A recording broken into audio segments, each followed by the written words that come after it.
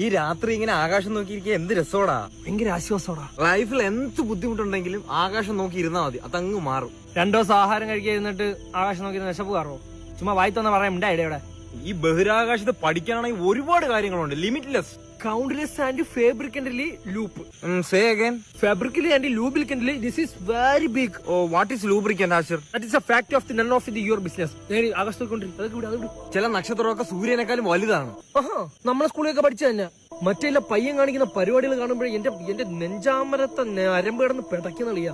ഏത് പയ്യൻ? Alan Musk. Alone Musk അല്ല, എലോൺ മസ്ക്. എന്തൊക്കെ പരിപാടിയാ കാണിക്കുന്ന? വാൽ നക്ഷത്രം കാണുന്നവനാണ് ഭൂമിയിൽ ഏറ്റവും ഭാഗ്യം ചെയ്തത് എന്ന് പറഞ്ഞ് നീ യോജിക്കോ ഇല്ലേ? ഞാൻ യോജിക്കത്തില്ല. Yes, you are brilliant. ഞാൻ ഇതിപ്പോ ഉണ്ടാക്കി പറഞ്ഞു, നീ യോജിക്കാത്ത കാര്യം. നമ്മൾ ഇപ്പൊ ഈ കാണാൻ നക്ഷത്രമല്ലേ, ഈ നക്ഷത്രം ഇപ്പൊ ഉള്ളതല്ല. മാത്രമല്ല വേറൊരു കാര്യമുണ്ട്, ചന്ദ്രനിൽ വെള്ളമുണ്ട്. അത് എല്ലാവർക്കും അറിയാവുന്ന കാര്യമുള്ള കളിയാ. ഞാൻ 2ാം ക്ലാസ്സിൽ പഠിച്ചതാണത്. എന്നാ പിടിച്ചോ. ഈ മേഘം ഇല്ലേ, മേഘത്തിന് നല്ല വെയിറ്റ് ഉണ്ട്, അതറിയോ? നീ മേഘത്തിനെ പിടിച്ചു നോക്കിയാ വെയിറ്റ് ഉണ്ടെന്ന് അറിയാൻ. ഇയാൾ നേരത്തെ പറഞ്ഞു ഈ കാണുന്ന നക്ഷത്രം ഇപ്പോൾ ഉള്ള അല്ലെന്ന് പറയുമ്പോ ഞാൻ വിശ്വസിച്ചില്ല. അപ്പൊ ഞാൻ പറഞ്ഞു ഇയാൾക്ക് അങ്ങോട്ട് വിശ്വസിച്ചൂടെ? Leave it. Universe is very big.